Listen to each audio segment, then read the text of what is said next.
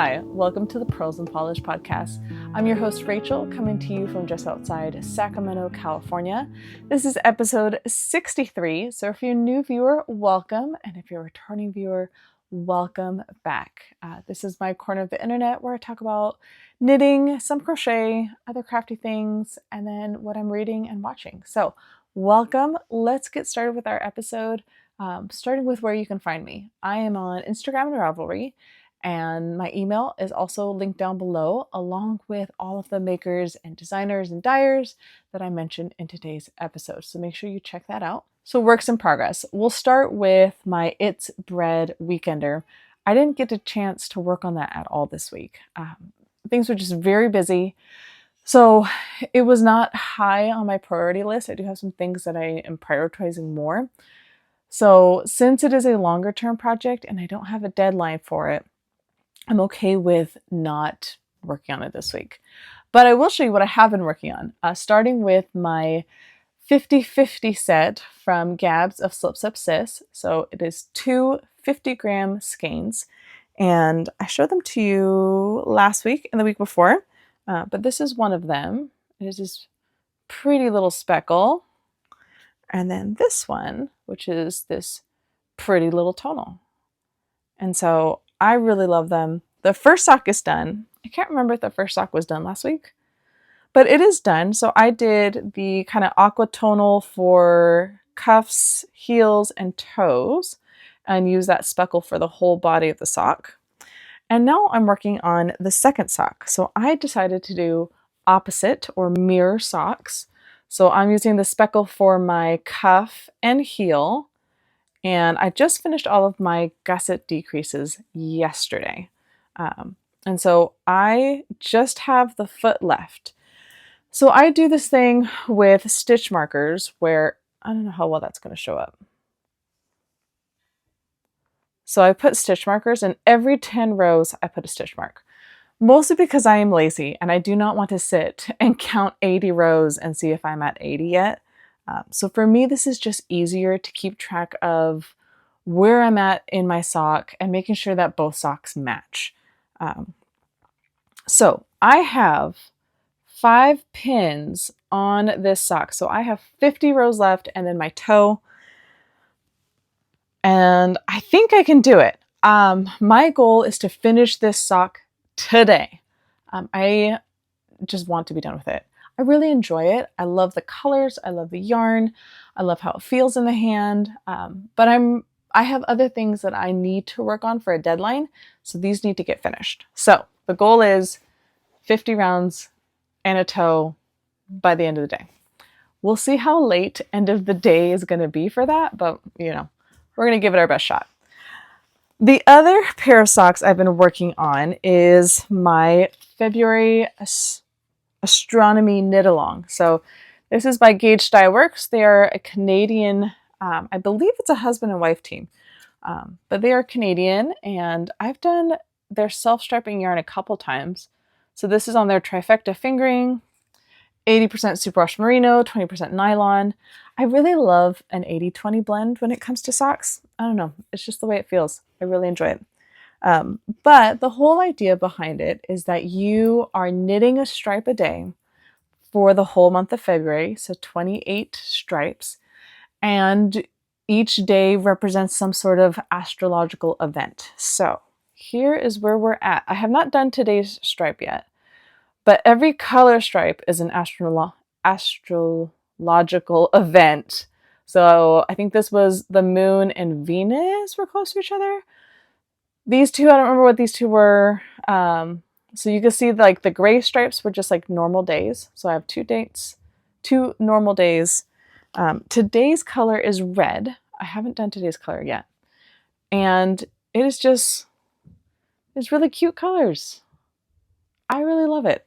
So I have been really enjoying knitting a stripe. A stripe is around 6 rows. So I'm doing 12 rows a day, and it is very relaxing as far as I don't have a huge commitment. I know this is going to take the whole month, and I don't have to worry about I have to sit and do all these things. I just knit my 6 rows and then I move on with my day. And so I've been really enjoying that. I've been trying to do them in the morning, like before I get kids up and ready for school. But this last week I've been sleeping a lot more, so that has not always happened. But it's a nice kind of between events that I can get those rows in. So this sock is kind of a mishmash of patterns. I am doing 3 different patterns, and I'm kind of picking and pulling for my favorite parts. These are obviously toe-up socks. I'm more of a cuff down girly. However, with self-striping yarn, I really like keeping the stripes intact. So my go-to pattern is the Monday Socks by Sarah Opie, or I guess it would be R. But anyways, Monday Socks by Sarah Opie. She has this like gusset increase and decrease that kind of creates a little triangle, and you could put a short row heel in. So I'm doing that construction. The short row heel, I'm going to use my favorite short row, which is the Fish Lips Kiss short row heel. I've tried, I think, 1 or 2 others, and I just don't like it as much as I like the one by Patty Joy White, which is $1 on Ravelry, and it is worth way more than that. But it is the best dollar I have spent in a very long time. So go check that out.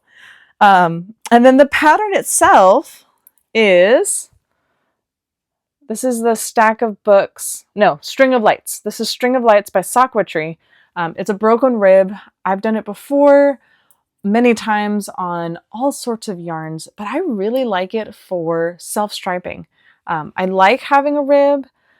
I think the self-striping lends itself well to this kind of broken rib where it's still textured and still interesting, but it doesn't take over from the self-striping. So I'm picking my favorite parts of each pattern and mushing them all together, which is one of the great things about making so many socks is you figure out what you like and you're able to make something that works best for you. So there is that. All 3 of those patterns are going to be linked down below along with Gauge Dye Works. They do some beautiful self-striping yarns. So make sure you check those out. My last work in progress is my Advent blanket. I don't remember if I talked about this last week. I think I did. But I did a bunch of math and I need to do 4 gray squares a day to be finished with this blanket and still have time enough to do a border. So that was like the super adventurous version of me saying I can totally do 4 squares a day. However, I have Taekwondo twice a week in the evenings when I usually work on this blanket. We have had various like things going on in evenings where by the time I get home, I do not have the time or energy to put in 4 more squares into this blanket. So got kind of a reality check of I may not be able to make that goal. At the same time, I need to prioritize making my squares and getting those done so that I do finish this in time. And so, yeah, but it is growing. Like it is getting bigger. I'm definitely being more strategic about where I'm adding my 4 squares and how many other squares that's attaching. And so I'm just trying to be more mindful, as the kids say, about how I'm approaching this. But it may get a little close as far as actually finishing this on time. So we'll see if that happens. Ooh. Sabine wanted to say hello. Say hello, Sabine. She's very fluffy. I groom her, so like I cut her hair and whatnot. So I've let her go a little longer between like haircuts. And so she's very fluffy, which has been great. But now it's like, oh, I need to be very on top of making sure I brush her every day so she doesn't get mats. So we'll see how much longer I can put up with the super fluffy dog, and then I will give her a haircut. But she's here. She'll see what she gets up to. So I need to finish my 50/50 socks today because I still haven't cast on my February socks from my Freckled Whimsy Yarn of the Month club thing. So it came in last week, so it came in a little later, but still totally fine. I will still have plenty of time to finish a pair of socks with this yarn. But I'm going to show it to you. If you haven't gotten it yet, like close your eyes, but I'm going to show you in 3 and 2, 1. You've been warned. I love these colors. So one of the podcasts I follow here on YouTube, her name is Handmade by Honeybun. I'm almost positive it's Handmade by Honeybun. If it's not, I will make a note. But she also gets this yarn club, and she also made the observation that this month's colorway is for like next month's holidays. So the January colorway was called Love is in the Air, and it was very Valentine colors, which I'm assuming is so that you can make your socks and then wear them for the holiday that is upcoming. So I'm going to show you the title. I'm not going to say it out loud in case someone hasn't gotten their yarn, but look at the screen. That's the title. And this makes a lot of sense for like the March holiday. So I'm very excited. This is on her Serendipity base. It is 75/25 superwash merino nylon, 460 yards, 100 grams. I love this colorway. Okay, it is put away, so you won't see it. So that's what I'm going to be casting on next. I would really like to do the heel toe do-si-do pattern by the Crazy Sock Lady. I've done that one a couple times. It works really well with self-striping yarn, so I think that's the one I'm going to go with for this particular yarn. And it just seems really fun, which matches like the fun colors. So that is coming up next. All right. If you have been here for a bit, in 2024, I was part of a super secret test knit. Like it was a whole year project, and I called it my Fight Club projects. Because the first rule about Fight Club is we don't talk about Fight Club. I couldn't tell you who the designer was. I couldn't tell you what the projects were. I couldn't tell you anything about it. I did get permission to show you like the yarn in cake form, but I couldn't say anything beyond that. So the project is now complete.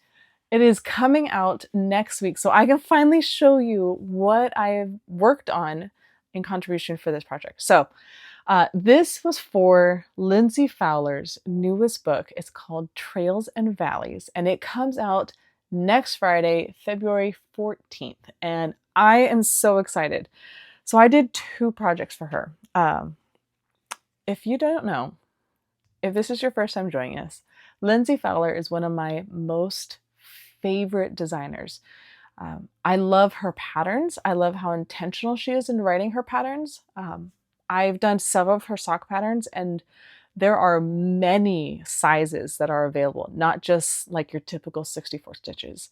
And I really love how much thought she puts into it as far as making sure that this pattern works for lots and lots of different sizes and shapes. So she's one of those designers where I will try anything that she writes because I know it's going to be good. She puts a lot of time and effort before it even goes out to the testers. So also just as a tester, she's very communicative. She answers questions. Even I think she had some sort of family emergency that she had to be traveling for, and she was still answering questions. And we're all like, girl, take a couple of days, just, be in the moment. And she was still answering all our questions. So just a wonderful person. I don't know her in real life, but I would love to, and be knitting friends. But anyways, Lindsay Fowler is wonderful. Go check out her stuff. But I'll show you what I did. So I did 2 projects. I, of course, did a pair of socks. This is the rucksacking socks. And the yarn I used is called Olive Juice 143. It is a tweed by Craft Me Not. And Sarah of Craft Me Not, did this colorway in memory of, I think, an uncle who would say Olive Juice 143. So I had this in my stash for at least 2 or 3 years, just waiting for that perfect project. And this is the perfect project. So it is a 1x1 rib. I don't remember where I put all my notes for this project because I did this maybe like a full year ago. It was in the earlier half of 2024. So I need to like dig up my notes. Where did I write all this stuff down? But anyways, it's a 1x1 rib. It is a ribbed sock. And the real star of the show is this heel. This is a double thick heel flap and gusset. So this section right here, hold on, let me cover my face. This section right here is really squishy. I wish you could like reach through the screen and feel it. It is like a reinforced heel. It's very thick. I'm gonna flip the sock inside out, and you can, this is the heel right here. So you can see you have the stockinette on this side, and you have the stockinette on this side. So if you are wearing these socks in like boots or in your shoes, they are going to be reinforced and they're going to be wonderful. And then you have the rest of your rib sock all the way down to the bottom. So it is a cuff down sock. I love this. I have had these sitting in my drawer for a year waiting to put them on. I'm probably going to put them on tomorrow just because I now can show them and wear them and, you know, be really excited about them. The other project I did was the mountaineering cowl, and it is beautiful. It's got this really nice texture. If that's going to show up, but this texture looks kind of like mountains and valleys, that zigzag chevron-ish texture to it. I don't remember what yarn I used. I know it's a worsted, I think. It is thicker. It's a little more rustic. It has dog hair on it, not from this dog, but from the last dog. But it's just a beautiful, warm cowl. So a cowl is just a giant tube. And if I remember correctly, I think there are increases to this one that makes it a little more flared towards the bottom. But as someone who gets cold very easily, I love cowls because you can put them on, you can keep your neck warm. It fits great with like a jacket. So you just put the jacket on top. And then sometimes if my face is really cold, I will pull this like up over my nose just to kind of keep my face warm. I'm not going to put it on since I have the fancy mic and I don't know if it's going to mess with the mic at all. But that is also one that I'm excited to start wearing since it is cold right now. So check out Lindsay Fowler's new book. It is published. Pre-orders are open. It comes out next Friday, February 14th. And then just check out her patterns in general. She has beautiful work. But there were several sweaters, there were several hats, there were several mittens. There was like a kerchief type thing, neck wrap. I don't think there were any shawls. I don't remember if there were any shawls. There was this big blanket. So lots of variety of projects. It isn't all just accessories or all just sweaters or whatnot. It all works really well together. So check that out when it comes out next week. Let's announce our giveaway winner. So for the year of 2025, I'm going to be giving away one skein of yarn out of my personal stash to a lucky viewer. And so we had lots of comments in last week's episode telling me what you worked on. So thank you for everyone who commented. The winner's name is going to be down here at the bottom of the screen. Congratulations. You have won a skein of rhubarb and what's it called? Rhubarb and custard drizzle cakes by Woolberry. If you can send me an email by next week, February 14th, I will get that shipped out to you ASAP. So you have 1 week to email me. Congratulations. Make sure you check out the first episode of March to get entered into the March giveaway. And like I said, we're going to have a giveaway once a month for all of 2025, just because I really appreciate you guys. And I can. So there's that. All right, reading and watching. I am reading The Camelot Betrayal by Kiersten White. Is the second book of her Camelot series. I think it's called Camelot Rising. Not sure. But is continuing the story of Guinevere, and it's kind of changed some bits of the original story, which I really like, this kind of retelling, but it's still set in that time period of like old England type thing. So really enjoy it. It's fairly clean, so if bad language or adult content is not your thing, check out this book. I don't listen to it in front of my kids just because they're going to ask way too many questions about who's that and why and what are they doing and why are they doing this. But I would say it's a very clean book. So hopefully you enjoy it as well. Our classics book club met on Friday. So we picked out the next 2 books for our next 2 meetings. My husband and I are part of a classics book club with some friends from church where we read classical books and then we have dinner together and we talk about it. And it's turned into foodie classical book club. So for our last book we read And Then There Was None by Agatha Christie. And this couple who hosts us is wonderful. They have so much fun with this. They pull out all of the really good china and the silver and the crystal goblets. And we had this really fancy soup. They had hors d'oeuvres. They had pot roast and mashed potatoes and like some sort of green vegetables. There were 2 types of wines. There was like the wine glass and the water glass, and all the different silverwares were on the table. And then we had a coconut cake and all of it, and coffee, and all of it was wonderful. And they got all dressed up. So it's been a lot of fun. So it's been a lot of fun having a hobby to do with my husband together, since he's not into knitting and I'm not into video games, but we both like books. And then it's also been a lot of fun reading books that I normally wouldn't pick up with friends, and then having a themed dinner to go along with it. So our next book is To Kill a Mockingbird by Harper Lee. And we're also going to do, is it Go Set a Watchman? Whatever the book, something about a watchman, that Harper Lee published in like 2015, something like that. We're going to read both of them. So I read To Kill a Mockingbird probably like 20 years ago in high school, sophomore year, maybe freshman year. Whatever the year we had to read it for school. That's the last time I read it.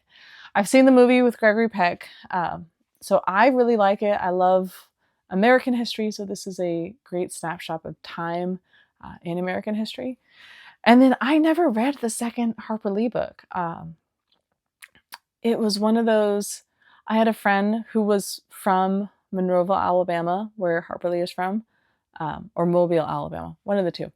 Anyways, I had a friend who grew up in the same town that Harper Lee grew up in. And the town every year puts on a play that everyone gets involved in of To Kill a Mockingbird. And so my friend was very involved in this tradition, and she played Scout as a child. She played one of the female main characters as a young adult.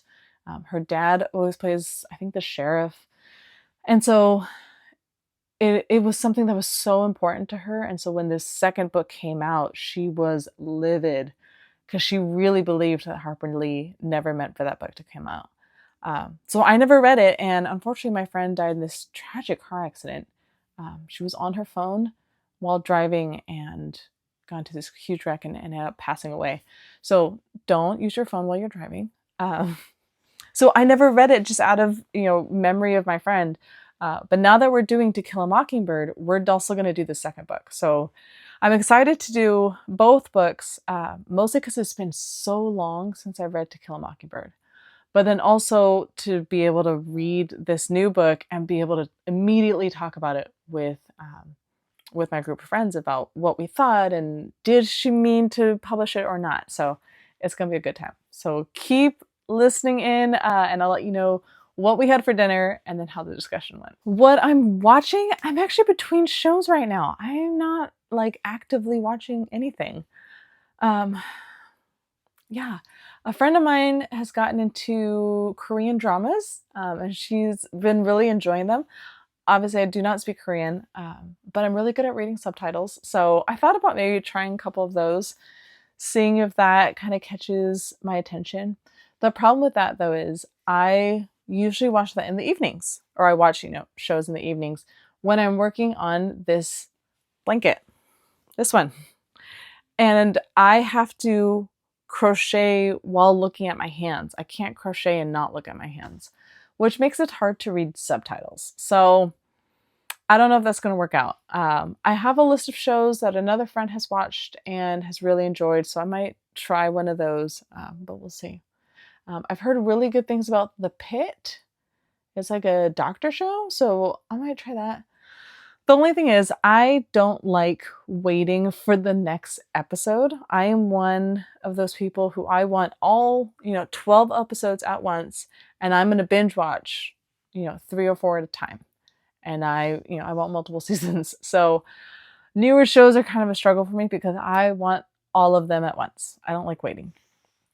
But, that isn't always available. So I'm going to try a couple shows and see if I find one that sticks. All right, life updates. It is sunny in California, finally. I don't know how long it will stay sunny in California, but we had like a week's worth of rain. And it was one of those where we needed the rain, but also it just made things kind of inconvenient as far as like getting to and from places and dropping off and picking up kids. So you can't have it all. But it was just, the rain just kind of set everyone off as far as like kids in school, activities, but we got through it. What else? We had our belt testing for Taekwondo. So all 3 of us, my 2 children and I, we all got our new belts. So that would be really fun. I'm excited to start a new kind of set of things that we're going to learn. So class is tomorrow, so we'll figure out what we're going to learn then. So I have no idea. I anticipate using the same weapon. We use bow staffs, which are these big fancy sticks and you twirl them around. So I anticipate using those again. Since we were learning kind of basic skills, we didn't learn any sort of routine. They call it a form. But who knows? We'll see. The next competition for us is in the spring. So I need to put in a bit of work with my traditional form. That's like the kicking and punching routine. So at the tournament, I did my traditional form, and like the first 3 moves were solid. And then I got like confused or turned around. Sabine is grumbling. I don't know why she's grumbling. But yeah, I got confused and turned around, and I did like every move except the one I was supposed to be doing. And so I tried to recover and like just tried to keep going, and I just kept getting confused. And I finally just looked at the judge and said, I think I'm done. And they're like, yeah, I think you are. They were very sweet about it. One of them pulled me aside and said, you know what, I'd made the same mistake at Worlds, 2 months ago. So don't feel bad. It happens. You just got a little turned around. So that was encouraging as far as like, okay, I'm not the only one who does this.